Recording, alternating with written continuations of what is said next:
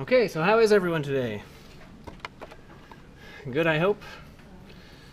All right, so today's the 30th.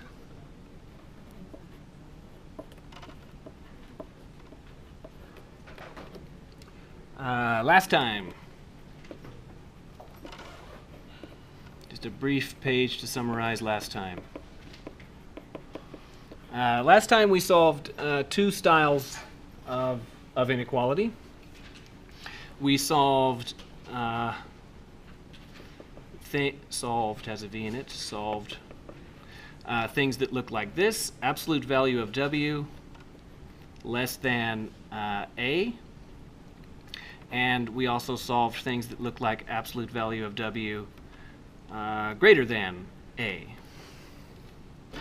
And, well, visually, anyway, these look quite similar. The only distinction is that, well, one of them says less than, and the other says greater than. But that actually makes the way you go about solving things quite different. Okay. So what I'm going to do is on this page is I'm going to take up basically the whole page and write a big 2x2 table. Something like this.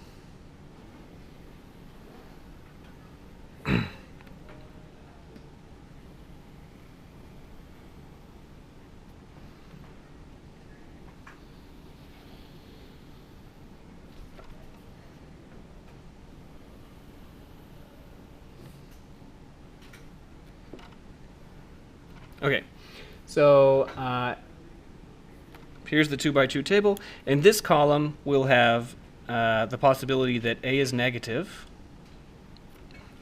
A could be negative. And in this column, we'll have the possibility that A is positive.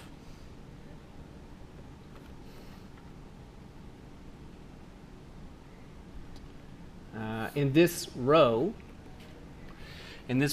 we'll consider solving absolute value of W less than A. And in this row, we'll consider the absolute value of W greater than A. So A negative, A positive, absolute value less than A, absolute value more than A. To remind you, if you were to plot y equal to A when A is negative, what does it look like?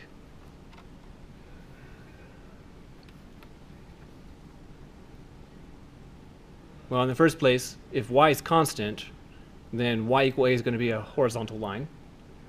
But in particular, because A is negative, where will that line be?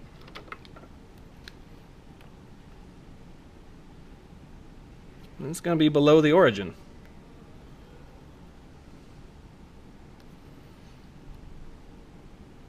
Below the origin. Similarly, if you plot y equal to A in this case,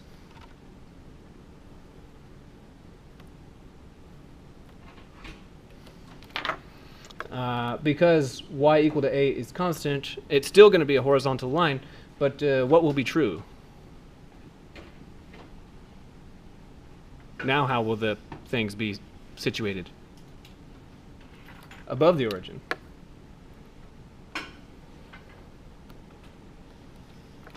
Okay. And in both cases for this, if you plot y is absolute value of W, then, well, what is the shape of the plot of y is absolute value of W? A V. So it's going to look like a V.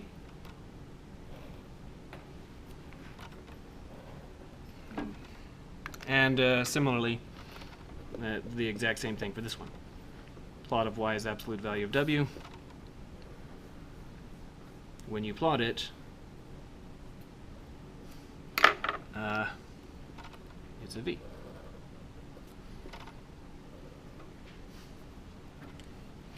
Okay. So now what we're going to do is each one of these open cells represents a possibility.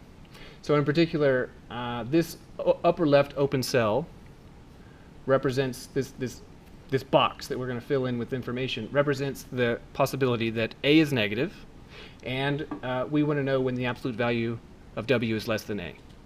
So these two things. Well, to begin, I'm going to draw a picture.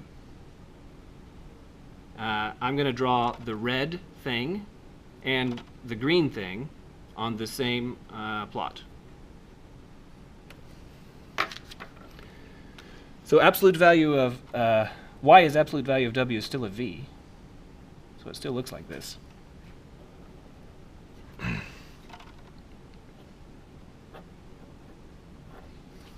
And then where do I draw y is a on this when we're in the upper left possibility?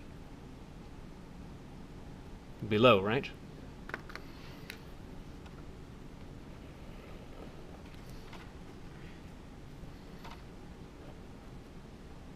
Okay, so I drew the picture corresponding to the top left. Now we're going to draw the pictures in all positions.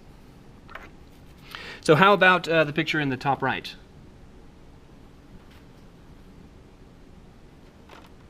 How will it look?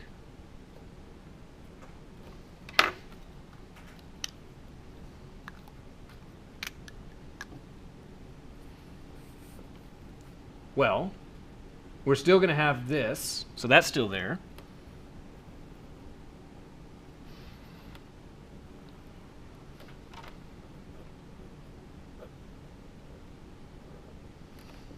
And we're still going to have a horizontal line, but where is it? It's above the origin.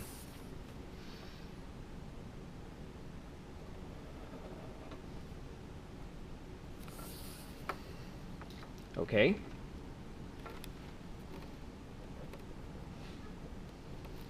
So, you know, if you can imagine that, you know, we lived in a universe where I could grab that thing and move it. All that picture is, it's the same as that one, except I just grabbed that and moved it up. That's what that one is. Okay, what picture is this one?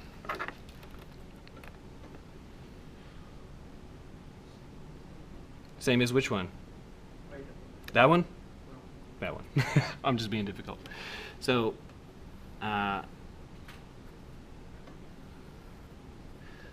the picture for this one is the same as the one immediately above it.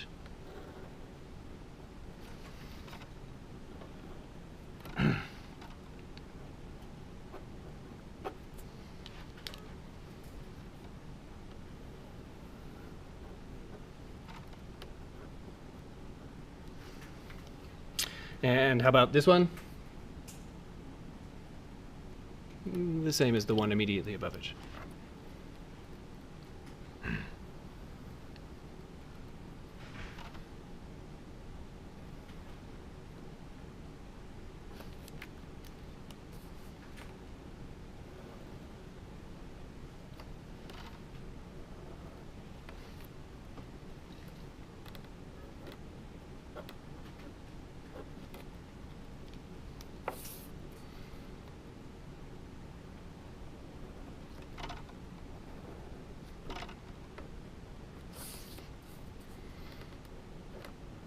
All right. So any question about the pictures? Now, I started this out by saying that there's 4 possibilities, but I'd like for you to observe that presently there's just 2 pictures, right? And I happen to, here's one of them, and then I copied it, so that I'm not taking that to be a new one. And then here's a different one, and I copied it. So I'm claiming that there's 4 possibilities, but at the current time, we've only drawn 2 pictures. Okay. So here's the thing. Here's where the new possibility comes in, is that, well, this is saying absolute value of w less than a. Then if you were to plot y is absolute value w, it would look like a v. And if you were to plot y is a, it looks like a line. It would look like this. So what we'd be saying is we want the red thing, and then now I want a word. I want a preposition. Which one? Below. That's a good one. Below.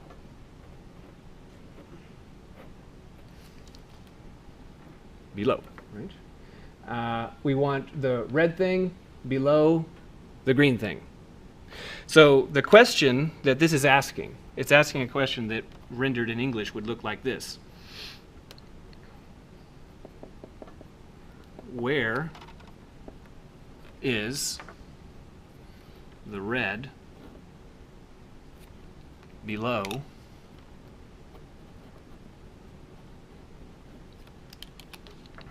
the green?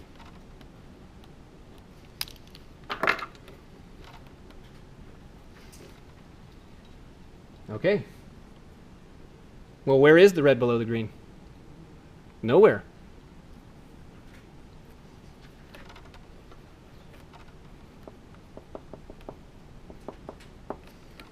As a result, that means that if I gave you an exercise that looked like, please solve 2 times x minus 3 in absolute value is less than -7, then what's the answer? There's no solution. No solution.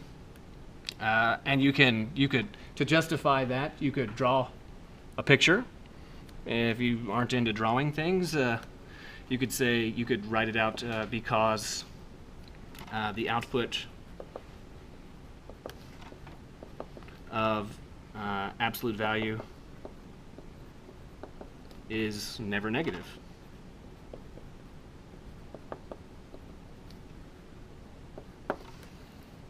Okay. Good. We're going to do all of these. Which one do you want to do next? Top right? Okay. Fine. So what's the question we're asking rendered in English?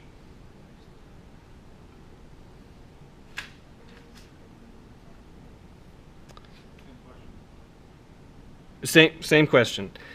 So in particular, I want to use the same preposition because I want it to be red preposition green. But I agree that this sentence I'm pointing to, where is red below green, it could just as well be stated as where is green above red. Okay. So I'm going to render it like this. Where is red below, oops,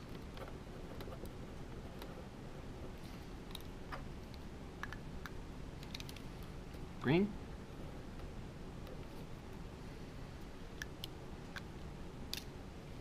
Okay, so in this place, the answer was nowhere. Is the answer nowhere again? No. Now you can see, I see that there is stuff where red is below green. So, in particular, you can observe that the red and the green intersect twice, once corresponding to that, and once corresponding to that. So, this is the w-axis. So one of the possibilities is that w could be a. What's the other possibility? Negative a. So when we talked about this last time, we said that, and when we came to this, we said, where is red below green? The way that we responded in English was between the a's. Between those a's, red is below green.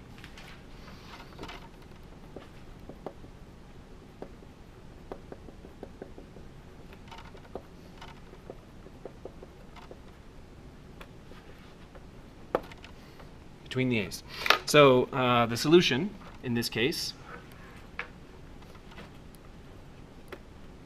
is all of that stuff. As a result, if I gave you a specific exercise, like please solve. 2 times x minus 3 is less than 8.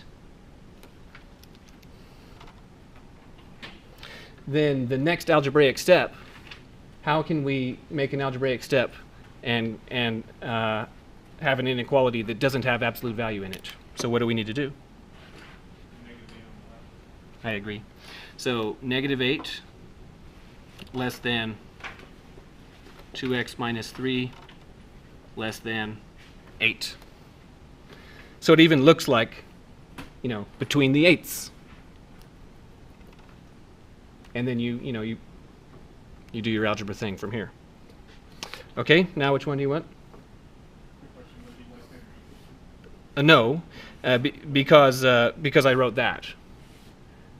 If I changed this to that, then it would be. So which one do you want? Bottom left. So what is the question rendered in English? Above, right? So now I'll pronounce this out loud as above. Where is the absolute value above the horizontal line? Where is the red above the green?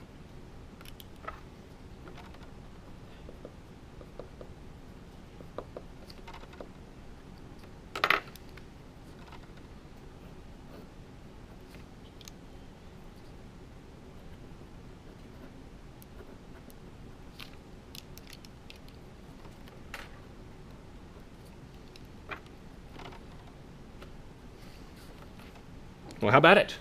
Where is the red above green? Everywhere.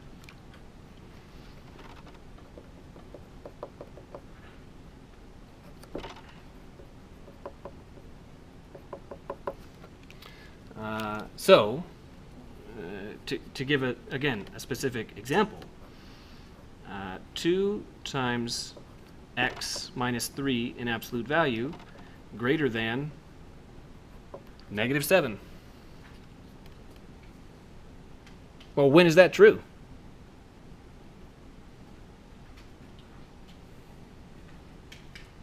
Always, right? Because, I mean, what if you plugged in a really, really negative x, like negative 1,000,000? Then that'd be 2 times negative 1,000,000, that'd be negative 2,000,000, and then you subtract 3. So that's negative 2,000,003. But then you compute absolute value, so that's positive 2,000,003. Is positive 2,000,003 more than negative 7? Sure is. So, as a result, the solution is all reals. All reals because the output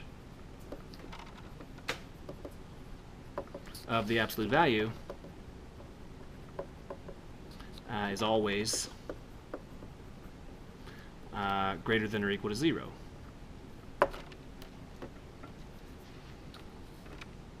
All right. Last one. So now the question is, again, red above green. Absolute value above the constant. Where is red above green?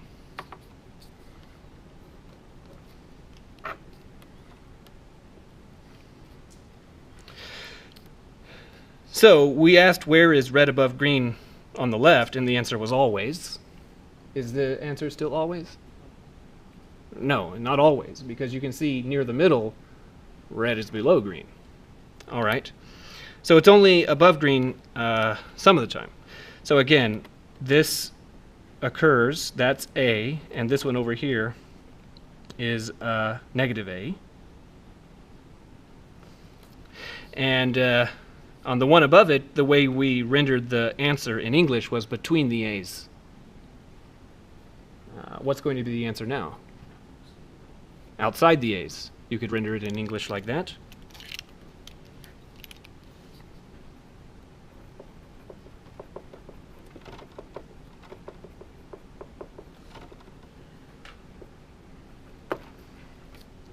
That is to say that notice that the solution includes everything to the right of positive A, and what else? Everything to the left of negative A. Very good. And everything to the left of negative A. So it's the opposite of the solution of Z1. As a result, if I give you a specific exercise, like 2x minus 3 in absolute value greater than 8, the answer to the question is the stuff outside the 8s. And the next algebraic step to have, so that you can be rid of the absolute value, is that this actually splits into two possibilities. One of the possibilities is that, the part on the left. The other possibility is that, the part on the right. So the part on the left is, well, 2x minus 3 could be to the left of negative 8. That's the left part of the solution. The other possibility is that 2x minus 3 could be greater than 8. That's the right, the part of the solution which is on the right.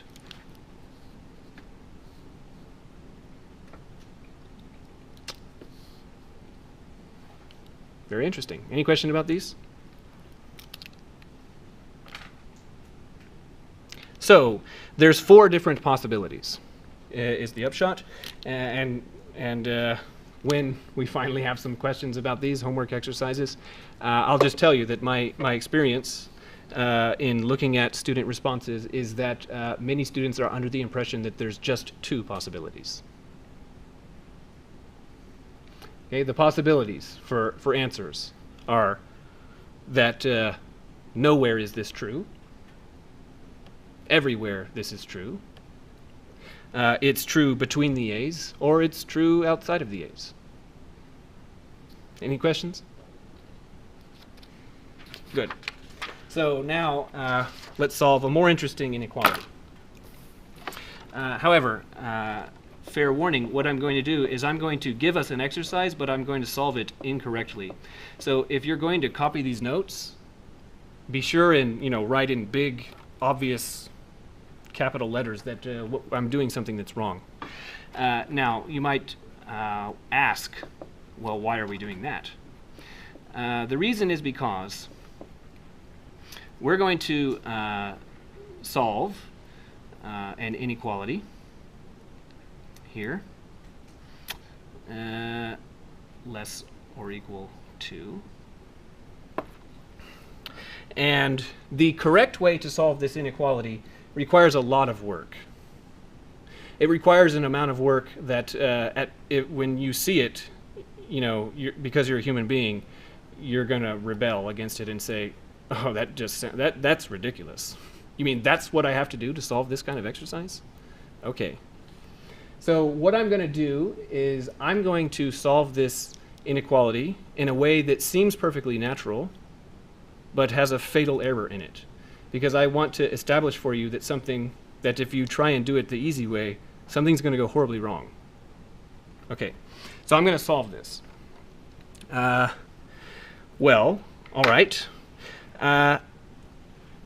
Covering up that denominator, what if that denominator was like a 5? What would we want to do? Multiply both sides by 5. And if it was a 55, we want to multiply both sides by 55. Okay, so that's what I'm going to do. I'm going to multiply both sides by that denominator.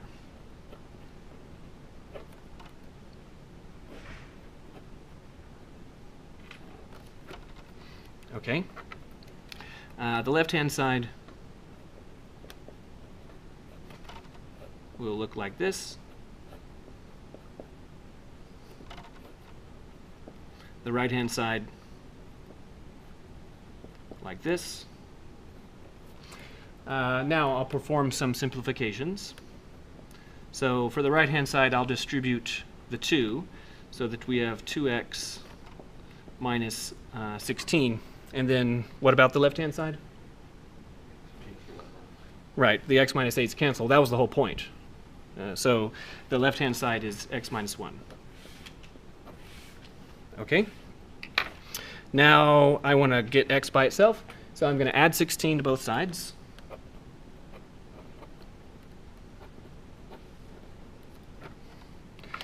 Okay, so that means that the new left-hand side is x plus 15, and the new right-hand side is 2x. Now I'm going to subtract x from both sides.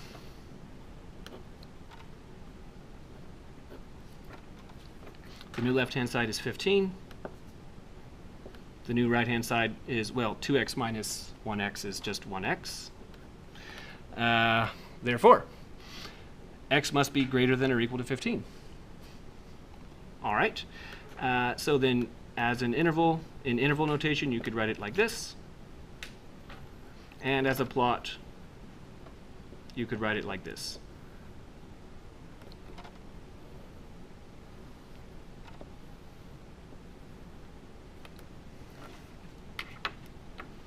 And that all seems perfectly reasonable. But in fact, it's wrong in a very serious way. Did you have a question? Yes. Would you, just to be sure that that's right, that 15 is less than or equal to x, would you check it by plugging that 15 into the x's? You could, yeah.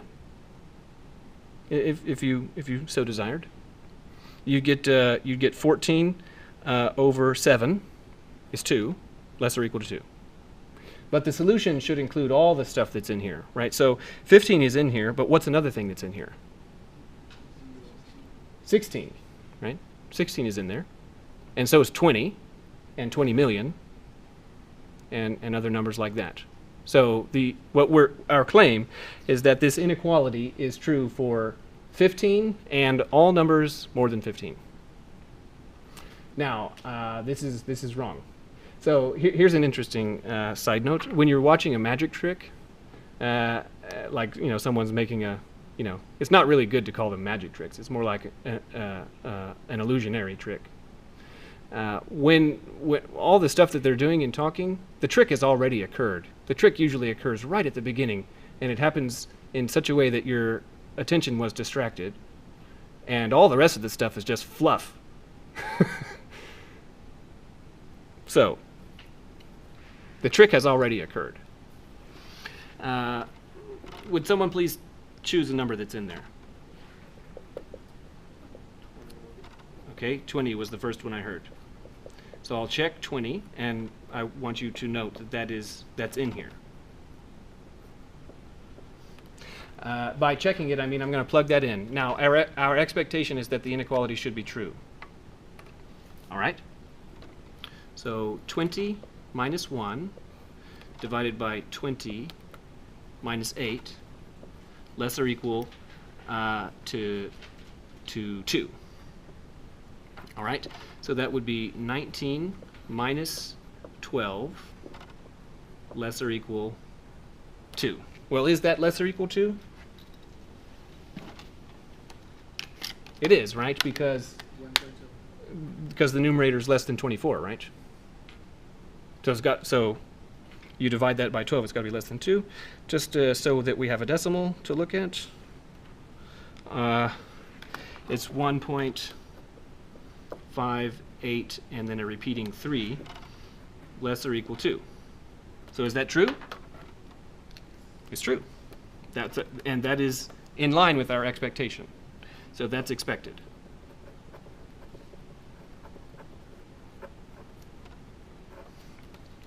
Now, 20 is in there. What's a number that's not in there? 40 is in there. 14, yeah, 14 is not in there. I agree. So our claim is that it should be false for 14. Okay. Do you also agree that 7 is not in here? Okay. So I'm going to check 7. I'm going to check x is 7, and I want you to notice that that is not in what we are claiming to be the solution. It's not in there. So 7 minus 1 divided by 20, no, not 20, divided by 7 minus 8. And as a result, because 7's not in there, what is our expectation about getting true or false? Should be false. That's our expectation. So 7 minus 1 over 7 minus 8 less or equal 2. So that becomes 6 over negative 1 less or equal 2. So that's negative 6 less or equal 2. Is that true? It is true. This is not expected.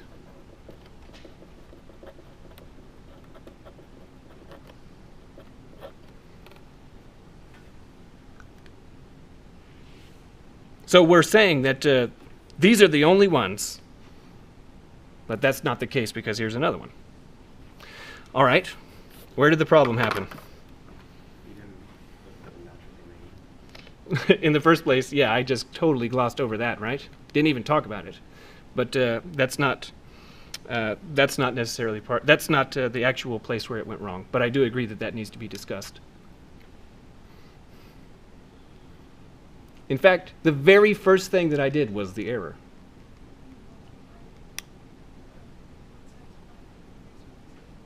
That's the error. Multiplied both sides by x minus 8. Because here's the thing. Is it okay to multiply both sides of an inequality by a number? Yeah. Yeah. But when the number is positive, the direction of the inequality is preserved. And when the number is negative, the direction of the inequality is reversed. In our bookkeeping, did we preserve or reverse the direction? We preserved it, which means that our work is working under the assumption that x minus 8 is positive. Now, when x is 20, is x minus 8 positive? It is.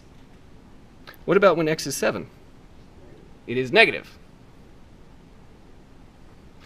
The problem occurred on the very first step. That's where I moved the coin, right? In the magic show analogy. Right here, we assumed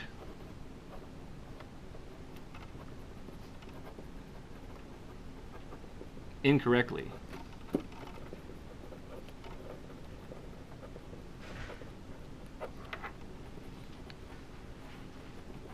that x minus 8 is positive, always.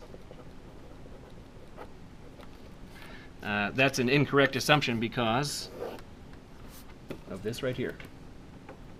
So can you see that it would be, I think it would be wonderful if this would work, but it's just not going to.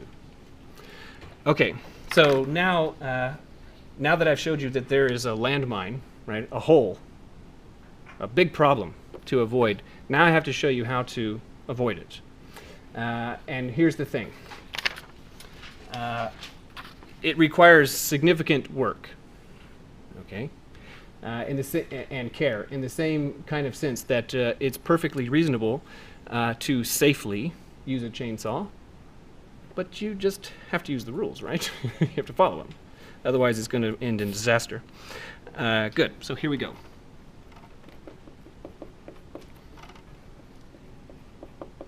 So solve the same inequality, x minus 1 over x minus 8, less or equal 2. And now I'm going to say with a sign charge, whatever that means.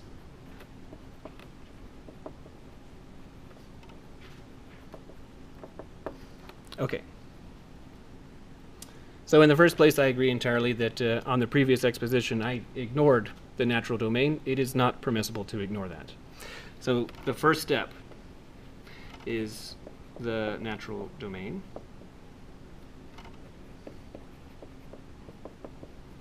Now, there's two things that can restrict the natural domain. One of them is divisions by 0, and the other is negative inputs into even radicals. So which of those are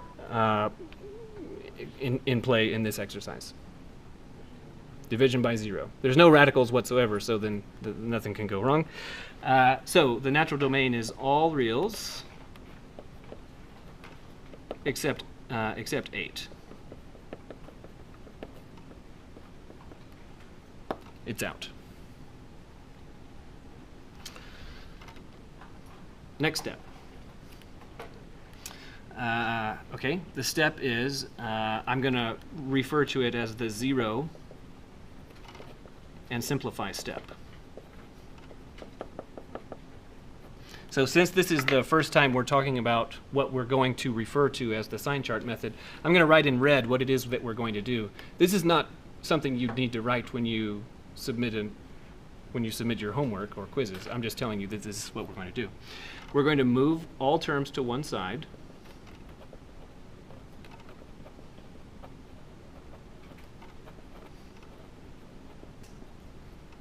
And when you do that, that leaves the other side as 0.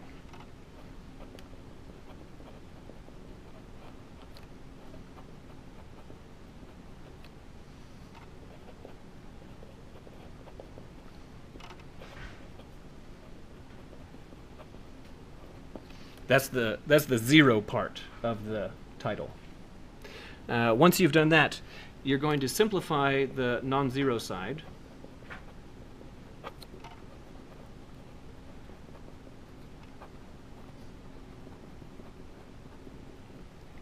By combining it into one term. Combining.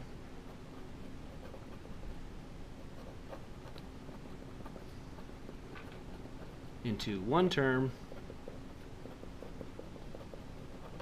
and you're going to factor it. Okay, so that's what I mean by simplify. All right, so there's the inequality. I'm going to move the 2 over to the left-hand side so that it looks like this.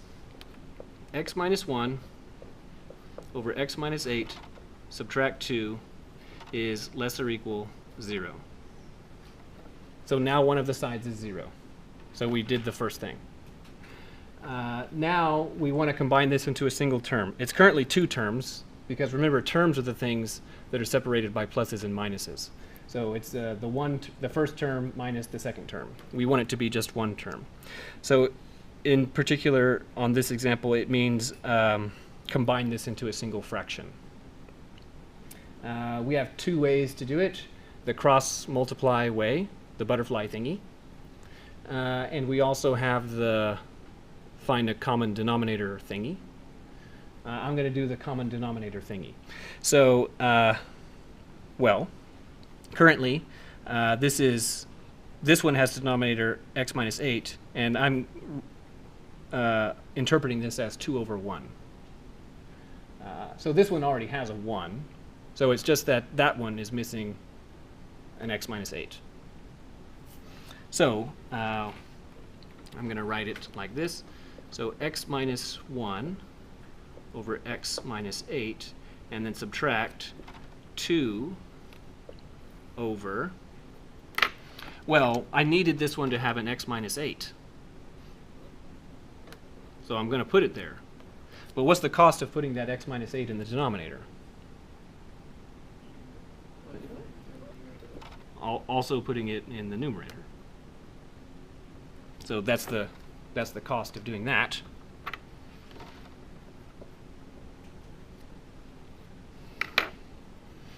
Okay, now I'm going to just simplify a little bit. So x minus 1 over x minus 8, and then subtract, this numerator is 2x minus 16 over x minus 8. This is still less or equal 0.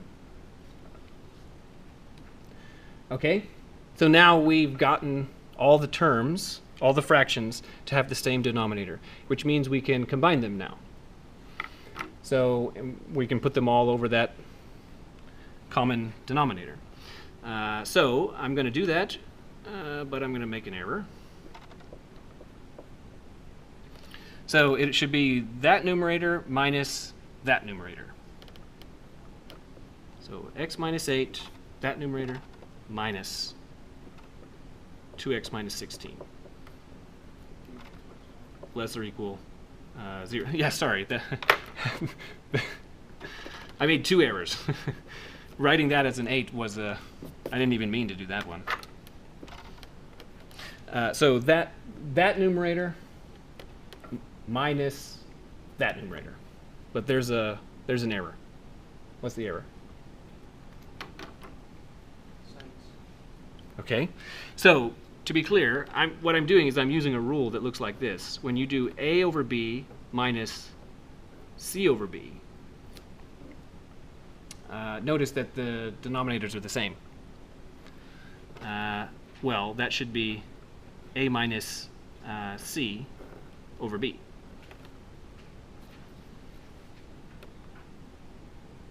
So what's wrong? Plus 16, but it says minus 16.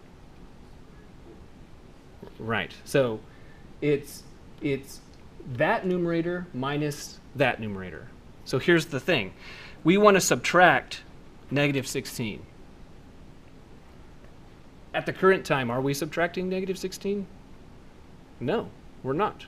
We're only subtracting 2x. So what I'm going to do is I'm going to remind you that every time you use a rule like this, and you make substitutions, you should parenthesize whatever is being substituted in. So I'll put parentheses around this. Now these red parentheses actually don't change anything. Nothing is any different than it was. But now I'm going to put green parentheses around the other numerator.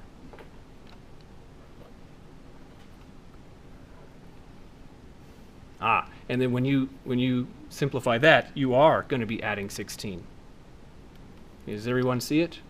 Now, I took like a good, 150 seconds to talk about that, and that's not because I just suddenly found it interesting. I did that because I watch students make that error all the time. Okay, so now I'll simplify that. Subtract negative 16, so that's really saying add 16. So 16 minus 1, that would be 15. And then x minus 2x, well, that's negative x. So the left-hand side looks like that, and here we are. Good. Now, I'd like for you, I think you would agree to the following statement. The algebra that we did on this page is a little more complicated than the algebra that we did on the previous page. Yeah, okay, we had to find a common denominator and all that kind of stuff. Okay. Now the problem on the previous page is that we didn't keep track when we were multiplying both sides of an inequality by a number. We didn't keep track of whether or not that number was negative or positive. So in this sequence of operations right here, I'd like for you to tell me how many times did we multiply both sides of the inequality by a number? None. We didn't do it. We didn't multiply both sides of any of these inequalities by a number. Therefore, it is literally impossible that we could have forgotten to keep track of whether or not that number was negative. For example, I do not have a dog. Therefore, it is literally impossible for me to forget to feed my dog. It just can't happen, right? So we could not possibly have made the error on the previous page. It's impossible. Good. So that step is over. Next step. So this step we're going to title Solve the Equation. So here's the inequality, 15 minus x over x minus 8, less or equal 0. And now I'm going to take this inequality and change the inequality sign to an equal sign so that we have this.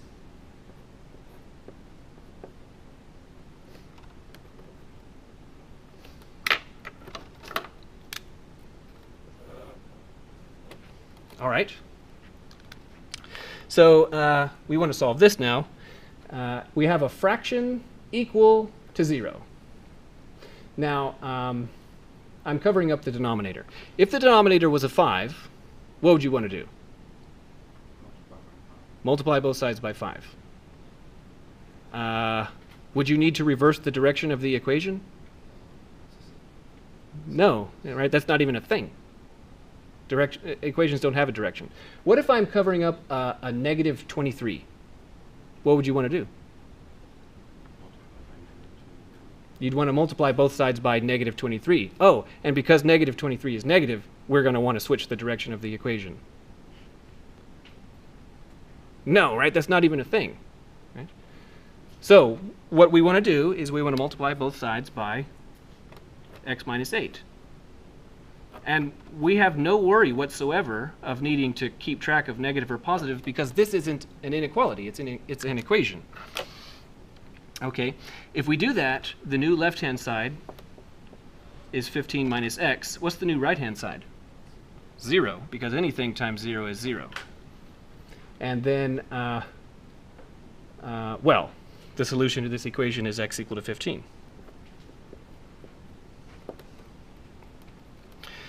Now, with equations, you don't need to worry about multiplying both sides by negative or positive. It doesn't matter. But you do need to worry about multiplying both sides by what?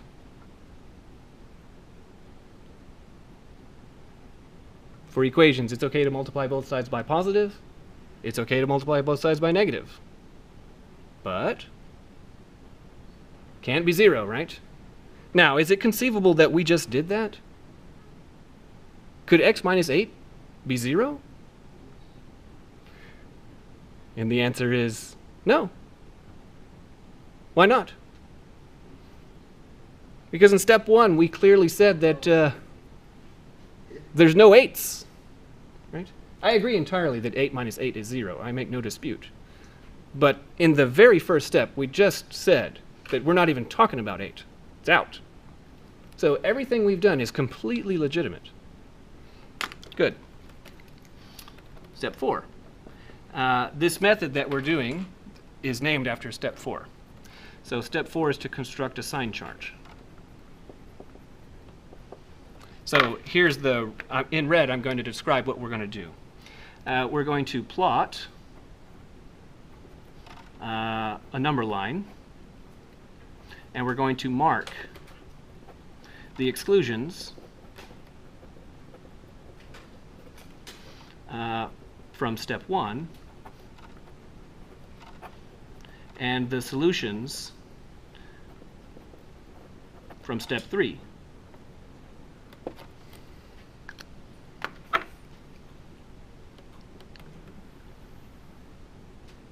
Okay. 8 and 15.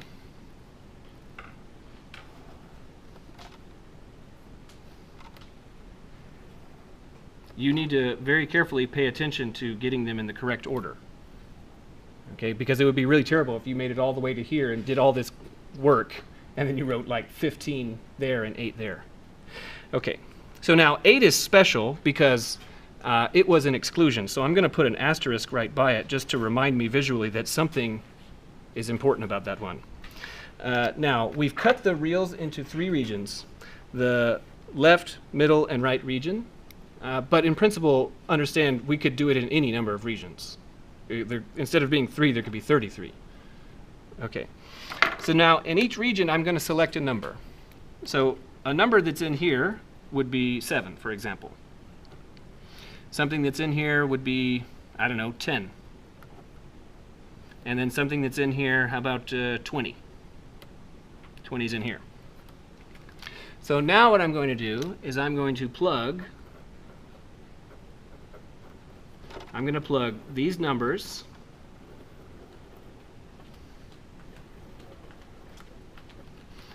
into the non-zero side,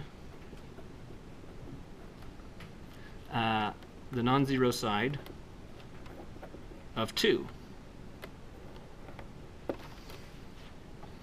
But we're only going to be interested in the sign, whether or not it's negative or positive. So for 7, we have that factor over that factor. When you plug 7 into 15 minus x, is the result negative or positive? 15? Okay, good. So the numerator would be positive. How about when you plug 7 into the denominator? Negative, because 7 minus 8 is negative. And now we're going to do the same thing in every region. So when you plug 10 into the numerator, positive. When you plug 10 into the denominator, positive. When you plug 20 into the numerator,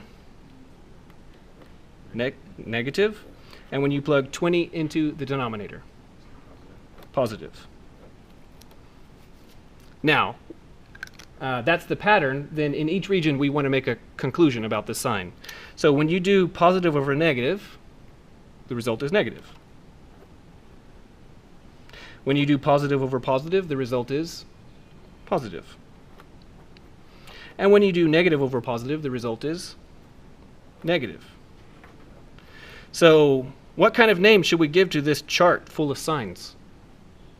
How about a sign chart? Okay, so we've done it.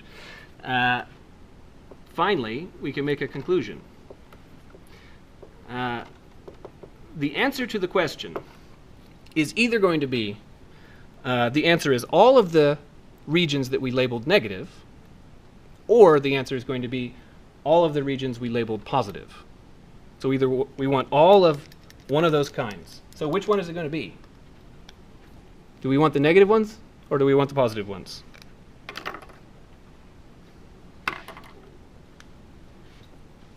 Have a look at this inequality. We want the negative ones. It's not always going to be negative. It's going to be different on different exercises. I have to write in blue because I just ran out of graphite.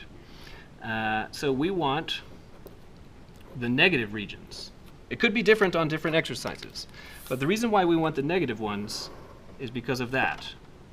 If I could go back in time and change that to say greater or equal, then that would say greater or equal, and we'd want the positive ones. So we want the negative regions. But there's one final aspect of getting the correct answer. So we want everything between negative infinity and 8, and we also want everything between 15 and infinity. But there's a question about, do we want 8, and do we want 15? Do we want the fence posts? Are they part of the solution, or are they not? So how about 15? Is it part of the solution? Yes. Because if you plug 15 in here, you get 15 minus 15 is 0 over 7. That's 0. And is it the case that 0 is less or equal to 0? Yes. So 15 is part of the solution. Is 8?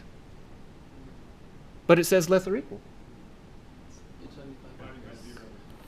But it's not even part of the natural domain. So 15 is part of the solution and 8 is not. As a result, the answer to the question is negative infinity to 8, but not 8, union 15 to infinity, including 15. So visually, the answer looks like this. And the final thing I want to leave you with is that, okay, that's the answer. And on the previous page, the error that we made, said that was the answer. So the effect of not keeping track of that negative had the effect of deleting entirely from the universe this part of the solution. Good. So I hope you have a nice weekend.